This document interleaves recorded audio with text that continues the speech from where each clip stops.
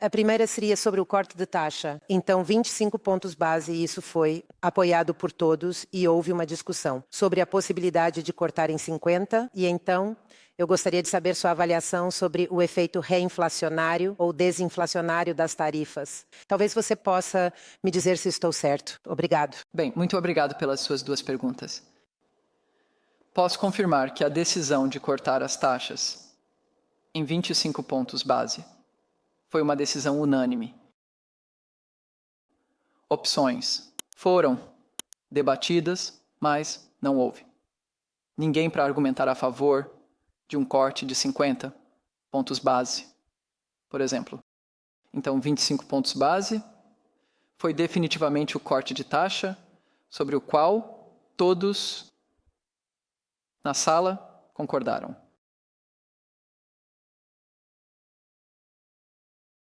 Olhando para hoje, e eu abordarei isso com prazer a questão de por que realmente cortamos a taxa, porque acho que há uma justificativa dupla, mas olhando para hoje e o debate sobre tarifas que está acontecendo, bem como o impacto das tarifas que está realmente ocorrendo, sabemos que é um choque negativo de demanda.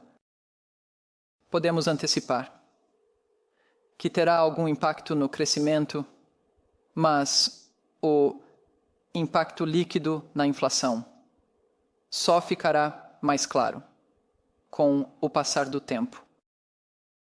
E há opiniões divergentes quanto ao impacto de curto e longo prazo das várias desenvolvimento das circunstâncias, porque vamos ser claros, ainda temos muita incerteza hoje e haverá muitas decisões e muitas implementações que ocorrerão ao longo das próximas semanas e meses, que serão decisivas para errar uma direção ou outra. Mas eu acho que o impacto líquido da inflação ficará claro ao longo desse período, mais claro, eu não deveria dizer claro, mais claro, ao longo do tempo. Obrigado. Obrigado. E a próxima pergunta vai para a Jana Randall, da Bloomberg. Muito obrigado. Na sua declaração de política e também em seus comentários agora, você não caracteriza mais a postura da política no espectro restritivo, neutro, acomodatício. E eu estaria bastante interessado em saber por que você decidiu fazer isso. E que tipo de conclusões devemos tirar disso. E, continuando, eu gostaria de saber se a direção do progresso, como você tantas vezes disse, ainda está clara em relação à política futura. E então eu quero abordar... então isso é meio que... um grande primeiro ponto. E eu quero abordar o que você disse à Aneta agora há pouco, sobre as opções que foram debatidas. Você se importaria de elaborar um pouco mais sobre que tipo de opções foram debatidas? Obrigado. Bem, sobre suas primeiras perguntas duplas, certo? Devemos chamar assim. Então, sua primeira pergunta eu acho que é muito relevante porque nós removemos do comunicado de política monetária uma frase que se referia à restritividade e, em particular, como recentemente qualificou a restritividade significativa ou não. E você sabe, enquanto essa avaliação da restritividade era significativa ou fazia sentido, na medida em que estávamos muito longe do destino, sem sentido neste momento. Sem sentido porque avaliar a restritividade depende muito da comparação entre as taxas de política e a taxa neutra. E acho que tive a oportunidade, diante deste estimado grupo, de dar a vocês minhas opiniões, e acho que as opiniões que são compartilhadas por muitos de nós no Conselho de Governança sobre a taxa neutra. Nossa visão, certamente minha visão, é que a taxa neutra, além dos problemas de medição associados a ela, é um conceito que funciona para um mundo sem choques. é assim que é descrito. E qualquer um nesta sala que pense que estamos em um mundo livre de choques, eu sugiro, talvez levantasse as mãos ou tivesse a cabeça examinada. De qualquer forma, mas nós não estamos em um mundo sem choques. Isso é, com certeza. Então, essa avaliação da restritividade não é mais operativa. E o que precisamos fazer é determinar a postura de política monetária apropriada que realmente nos levará ao nosso destino. E eu não comentarei sobre a direção da viagem, comentarei sobre o destino. Esse, como você sabe, é nosso alvo de 2% de forma sustentada. Acho que, dada a nuvem de incerteza que temos, as múltiplas decisões que são esperadas ou a falta delas, nas próximas semanas e meses, nossa postura terá que ser determinada por 2 atributos principais. De estar atento a todos os desenvolvimentos, e, em particular, ao desenvolvimento desses novos choques. Ser capaz de fazer a determinação apropriada. E esse é o primeiro. O segundo é a agilidade. Dada a velocidade com que vemos o desenvolvimento, o impacto que eles têm, os efeitos colaterais que podemos analisar, não será uma questão de precipitar-se para uma posição particular, mas será uma questão de agilidade diante do que estamos vendo. E isso exigirá uma abordagem coesa, que será baseada mais do que nunca na análise de dados. Então, quando eu disse repetidamente, precisamos ser dependentes de dados e precisamos decidir reunião por reunião. E não temos um caminho predeterminado. Eu sei que isso tem sido irritante para alguns, porque não há nada como ter um pouco mais de certeza, antecipando para onde está indo. Mais do que nunca agora, precisamos ser dependentes de dados e precisamos confiar em dados seguros e confiáveis. Vamos estar particularmente atentos a tudo isso no momento. E decidiremos reunião por reunião. O que é certo é o destino. E estamos determinados a tomar quaisquer medidas que sejam apropriadas e a usar quaisquer instrumentos que sejam adequados para chegar a esse destino. Agora, você me perguntou sobre o debate. Nós sempre debatemos e debatemos. Você sabe todos os lados da decisão a qual finalmente chegamos. E com total sinceridade com você, houve vários governadores que, algumas semanas atrás, teriam argumentado a favor de uma pausa. Incerteza, o halo de neblina ao redor, nossa navegação. Isso.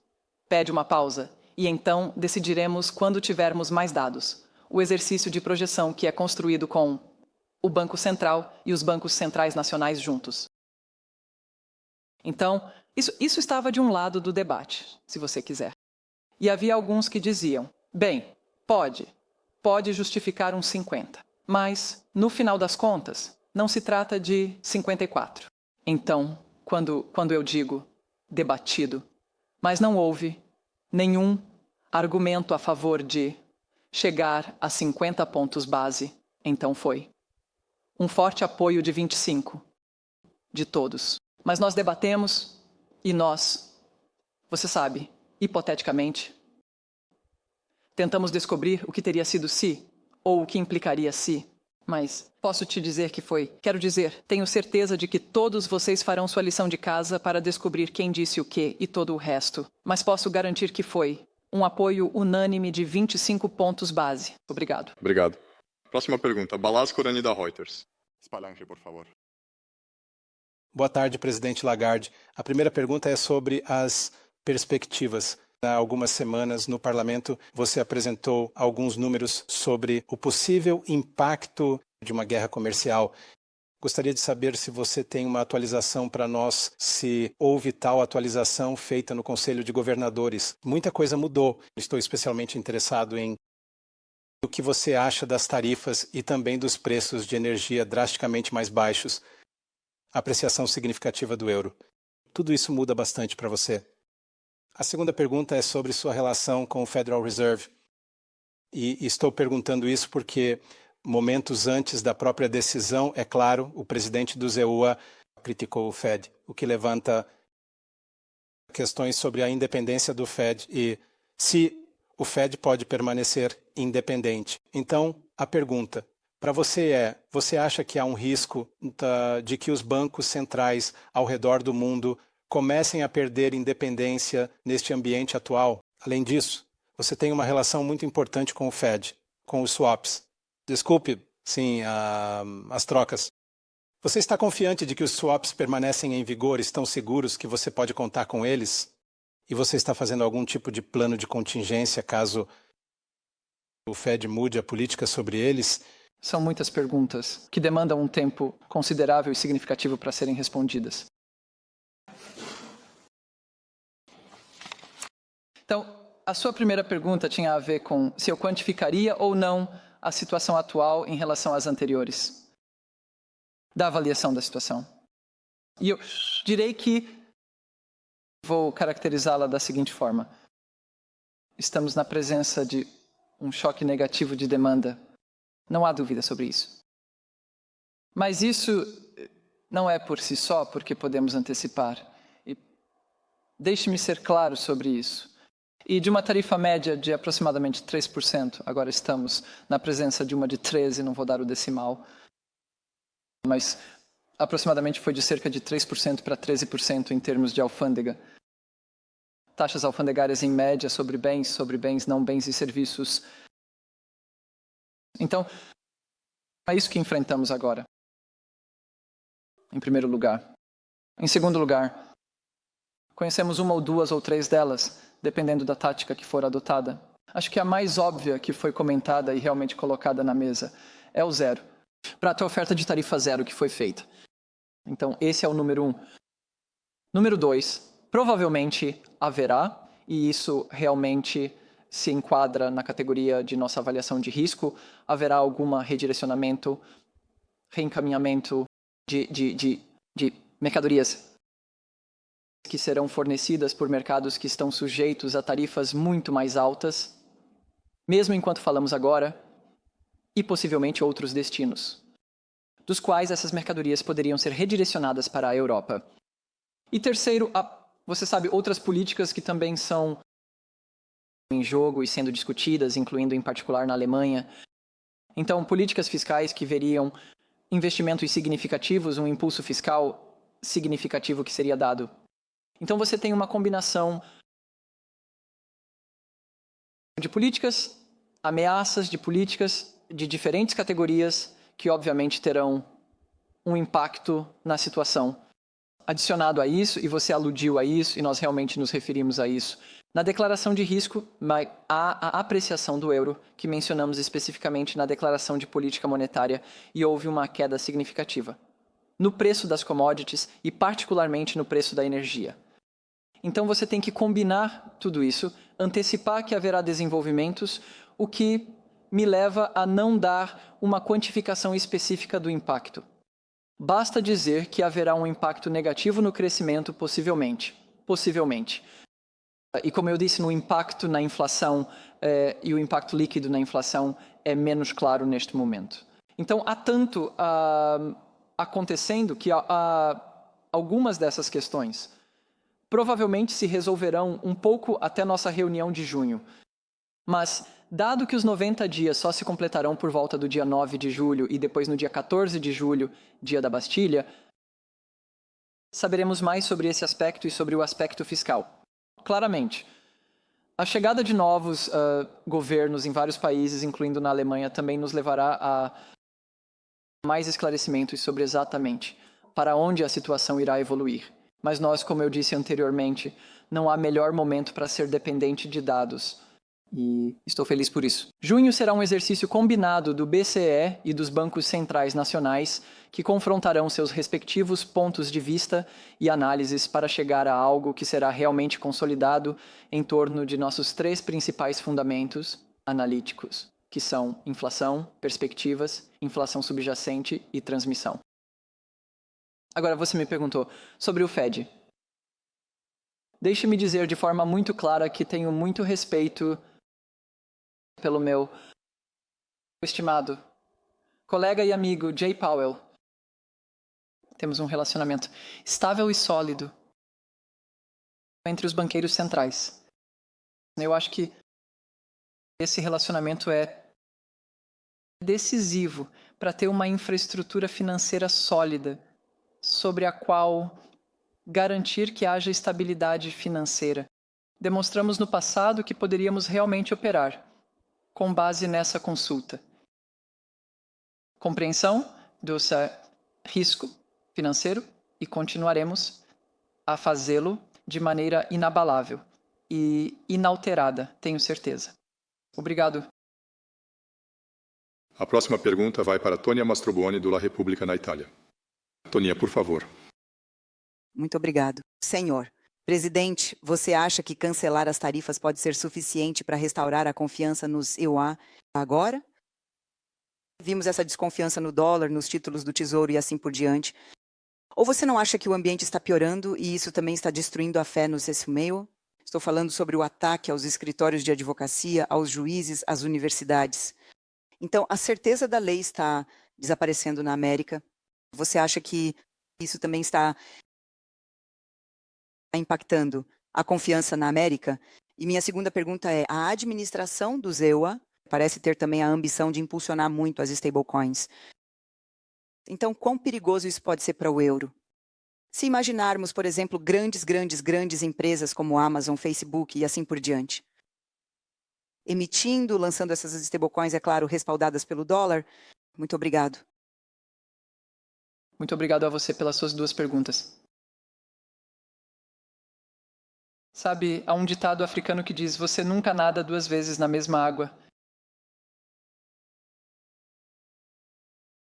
Eu acho, para os agentes econômicos, os jogadores, investidores, consumidores, empregadores, empregados, todas as categorias, confiança, previsibilidade e um nível razoável de certeza são fatores importantes para eles tomarem decisões. E vou me concentrar no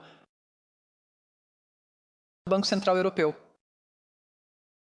No mandato que temos de garantir e manter a estabilidade de preços, certamente, garantiremos que respeitamos esses princípios. Previsibilidade, confiança. Tudo baseado no acesso aos dados, os dados corretos, os dados seguros e com a maior transparência possível. Com todos vocês. Acho que isso foi reconhecido por muitos investidores e esta é uma resposta clara para sua pergunta sobre a questão das stablecoins. Você sabe que temos regulamentação em vigor. Chama-se Meu Carro. É eficaz.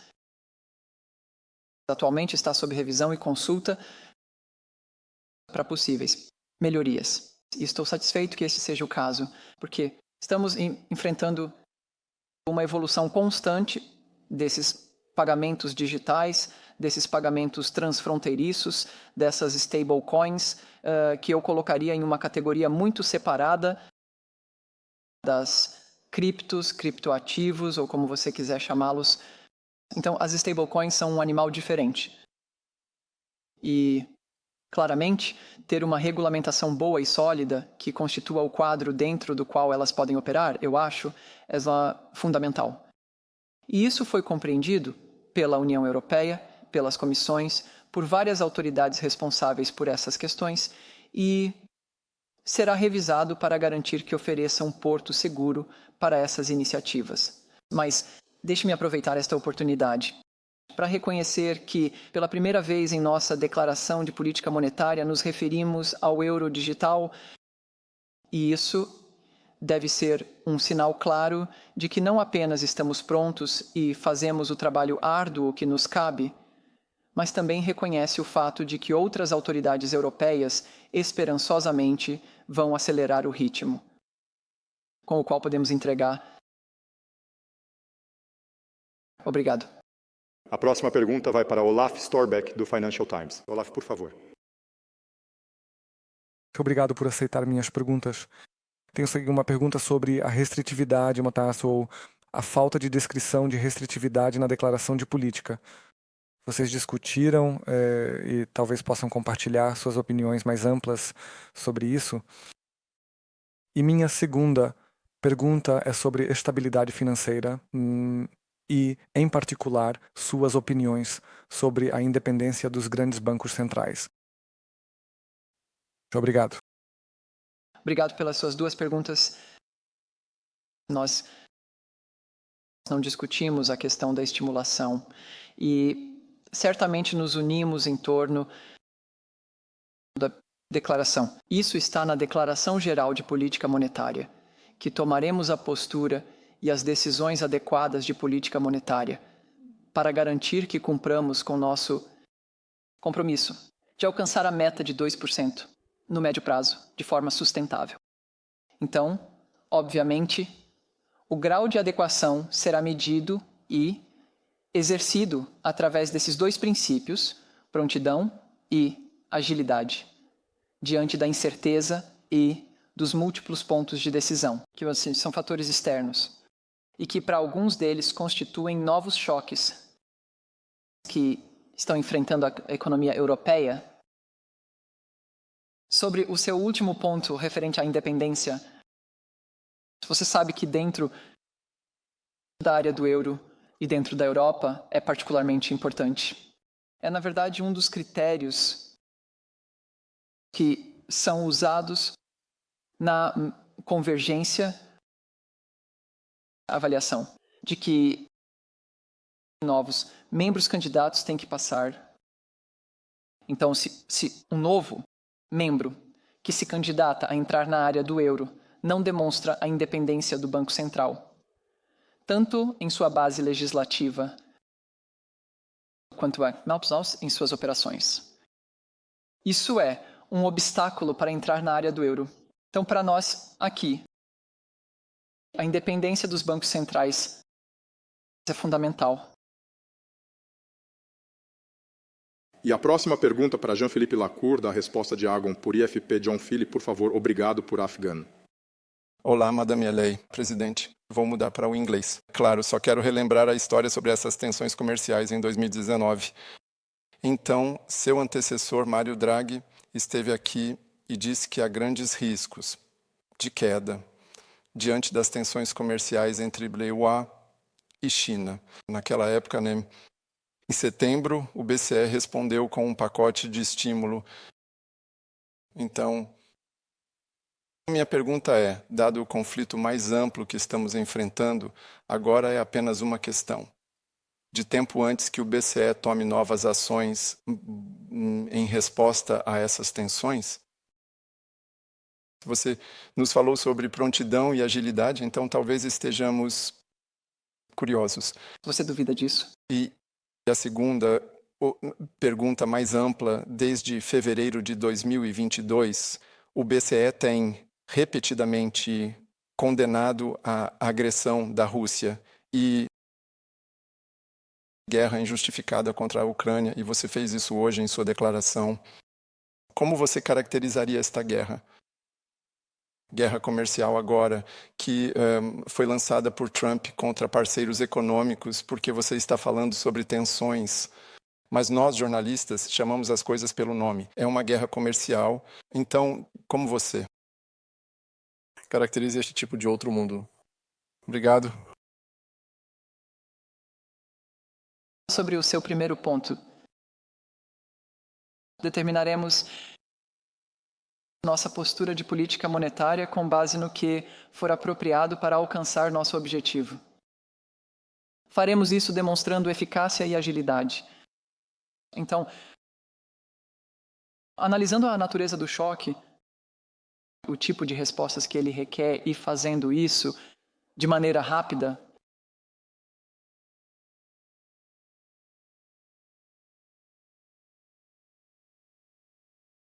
Os riscos negativos estão claramente declarados.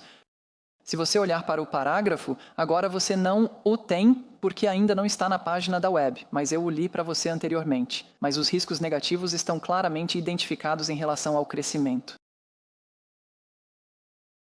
Esses riscos se materializarão? Quando eles se materializam? Isso será um fator de como as decisões são tomadas, quais decisões são feitas, quais medidas comerciais serão adotadas, quais contramedidas serão adotadas, se haverá uma escalada como resultado. E como abordei em perguntas anteriores, que tipo de redirecionamento veremos? Quais medidas serão tomadas para evitar esse redirecionamento massivo, se necessário? Quais decisões fiscais nacionais e europeias serão tomadas em que período de tempo? Quando você injeta 800 bilhões na economia, ou quase 1 trilhão de euros, não é uma pequena façanha.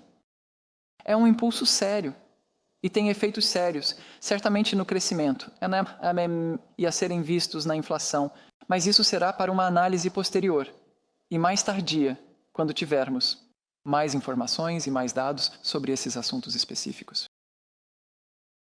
Sabe, eu não vou caracterizar o que está acontecendo no momento. Acho que os comentaristas, os economistas de ponta que se especializam em questões comerciais, todos concordam que terá consequências negativas. As consequências vão diferir dependendo de qual parte do mundo você está. E isso realmente justifica o fato de que as decisões de política monetária não serão as mesmas em todo o mundo. Obrigado. Próxima pergunta para Stefan Hessius, do Handelsblatt. Stefan, por favor. Boa tarde e obrigado pela ligação. Oi. Minha primeira pergunta é sobre incerteza. Você usou vários graus de incerteza em sua formulação da última vez e desta vez também. Você diria que já passamos do pico? Incerteza que agora que os terroristas agem abertamente? Ou é muito cedo para dizer? E minha segunda pergunta, se me permite, é sobre a taxa de câmbio, que sei que você geralmente hesita em comentar, mas ainda assim os movimentos são tão grandes que você está até mencionando repetidamente. Então, antes, como você caracterizaria os movimentos recentes na taxa de câmbio? Você espera que um euro mais forte dure ou é apenas um episódio e temporário? Obrigado. Obrigado. Obrigado pelas suas duas perguntas. Não posso dizer se estamos no auge da incerteza. Não posso. Há uma negociação em andamento. Os participantes nas mesas declararam suas posições. Propostas foram feitas, pelo menos de um lado. Mas tudo isso pode mudar. Há um grau de imprevisibilidade que aumenta a incerteza. E você sabe, se você adicionar a isso a incredulidade que tivemos, certamente na primeira fase, onde foi difícil avaliar e entender, porque foi uma ruptura tão grande com a sabedoria convencional anterior sobre como as relações comerciais são organizadas. Como foi discutido pela OMC ontem, que eu não sei se estamos no auge. O que eu sei com certeza é que o Banco Central Europeu e o sistema do euro. Em nossas decisões de política monetária, temos que estar prontos para o imprevisível. Sim, e é por isso que eu acho que faz muito sentido. Estar preparado, ser ágil, trabalhar com dados confiáveis e operar com base em reuniões. Nos reunimos a cada 6 a 6 semanas. Pense no número de mudanças que ocorreram nas últimas 6 semanas. Podem haver mais mudanças nas próximas 6 semanas, mas isso faz parte da natureza do nosso trabalho, que é manter o foco em nosso mandato, analisar o que está por vir e tirar conclusões para tomar a decisão de política monetária adequada que nos levará ao alvo. É isso que faremos. E não vamos nos desviar disso. Você me fez outra pergunta sobre a taxa de câmbio. Ok, então, não estamos mirando nenhuma taxa de câmbio específica. Você conhece minha resposta? Eu consegui. Dei a mesma resposta. 1000 vezes aqui. Mas mencionamos e nos referimos, acho que está na avaliação de risco, no segundo parágrafo, onde dizemos: o aumento das perturbações no comércio global está adicionando mais incerteza à visão de inflação na área do euro.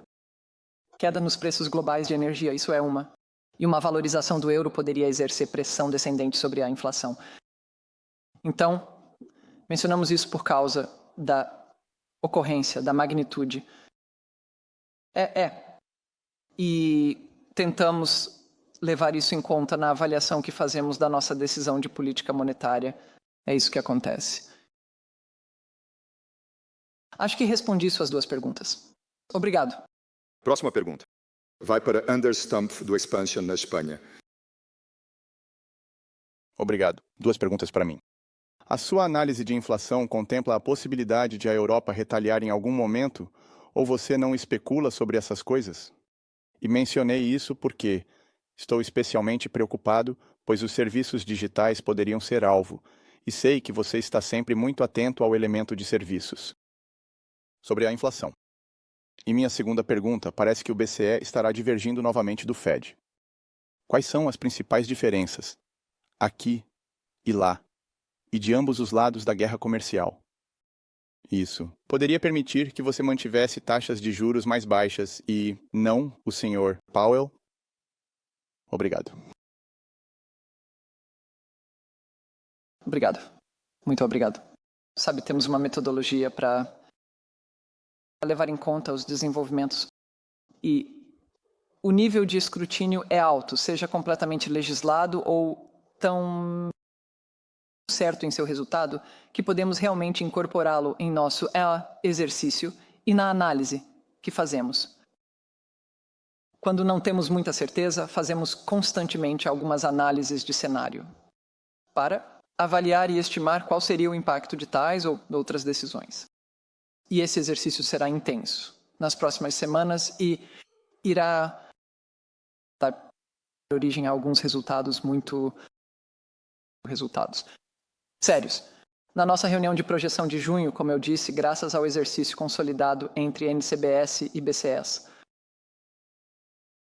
Mas, atualmente, se você me perguntar sobre as contramedidas, elas não estão incluídas no tipo de base que temos. E, obviamente, olhamos para todo o balanço comercial, olhamos para bens, olhamos para serviços. Isso é bastante óbvio. Para qualquer um, não podemos olhar apenas para bens ou apenas para serviços. Então, eu presto atenção aos serviços, mas também olho para os bens. Os dois são intrinsecamente o resultado da economia e dos movimentos comerciais que temos com outras partes do mundo. Então, eu olho para ambos. Você sabe, eu acho que cada banco central no mundo faz seu trabalho de boa consciência, com base em seu mandato, e na moeda da qual é responsável, e no território em que tem competência. Então, isso nos leva a olhar para a área do euro, não de forma isolada, porque estamos abertos ao resto do mundo, e mais abertos do que muitas outras economias, incluindo os Estados Unidos, nesse caso. Mas olhamos para isso, nós estamos focados no euro e estamos focados em nosso mandato de estabilidade de preços. Os outros bancos centrais do mundo têm mandatos diferentes.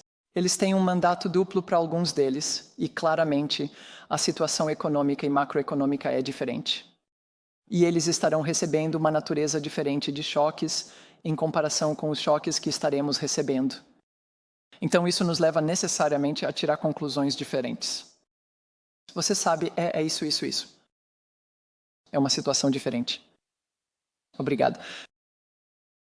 Isso nos traz ao fim da nossa coletiva de imprensa de hoje. Muito obrigado. Espere, porque eu queria mencionar algo que ninguém me perguntou. E eu quero, então... Desculpe, Wolfgang, mas quero chamar sua atenção para um segmento específico da nossa declaração de política monetária que você verá, sobre o qual debatemos. E que, na verdade, é uma mensagem clara de nós, Banco Central, para as outras instituições europeias.